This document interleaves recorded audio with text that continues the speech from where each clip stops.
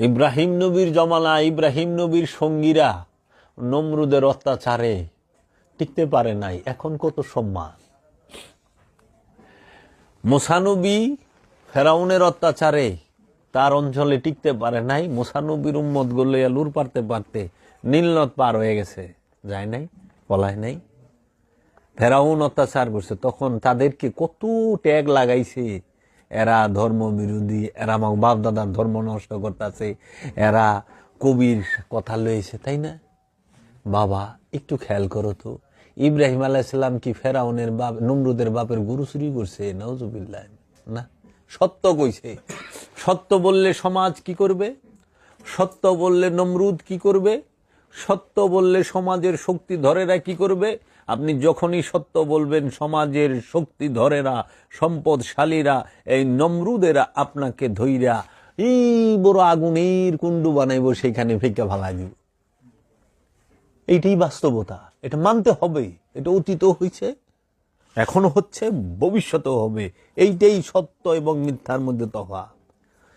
যদি আপনি সত্য বলেন, আপনাকে আপনার সমাজের ফেরাউনেরা কি করবে? আপনার সমাজের ধনবানেরা, ক্ষমতাবানেরা কি করবে? আপনাকে লুরাইয়া দেশ ছাড়া করব। লুরাইয়া যখন দেশ ছাড়া করছে, আবার ফিরত যখন আইবেন, তখন আবার লুরাইতে লুরাইতে নীলনদ পার করব। আপনারা শান্তিতে থাকতে দেবে না ফেরাউনের দল। আচ্ছা, আপনি যখন সত্য বলবেন, আপনাকে কি করবে? আপনার হাতে প্যারাক গাড়বে, দুই হাতে প্যারাক গাড়বো, দুই পাও একখানে করে গজারি গাইরা দিব কাঠের লগে, মাথায় ময়না কাটার মুকুট দিয়া বাইরেইতে বাইরেইতে রক্তাক্ত করে মাইরা ফেলাইব। আর কই আল্লাহর লেগা মারলাম, আমরা দিন প্রতিষ্ঠা করছিলাম। ইসারে তো তাই করছে। ইসারে কুরুষের মধ্যে কি একটা দেহ বানাইছে, এই যে অনেক হারায়া যদি মানুষ দুই হাত এমনি করে, তাই তো কুরুষ হয়ে যায় না? করস একটা বডি, হাতটা ছড়ায়, হাতের মধ্যে প্যারাক মাইরা দিছে, পায়ের মধ্যে প্যারাক মাইরা দিছে, মাথায় ময়না মুকুট মাইরা হালাইছে, ডাইরেক্ট মাইরা হালাইছে।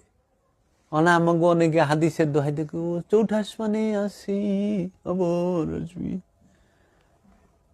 আরে চৌঠা আসমান কোন আসমান? সেটার দাগে বুঝবি। এখানে চৌঠা আসমান আসেনি। যা এই যে স্যাটেলাইট যে দিয়ে এলো, চৌঠা আসমান পাইছে না? চৌঠা আসমানও তো বুঝস না, চৌঠা আসমান কোন হানে কইলে আবার মানবারও জানি না, জানোস না কমু মানবার।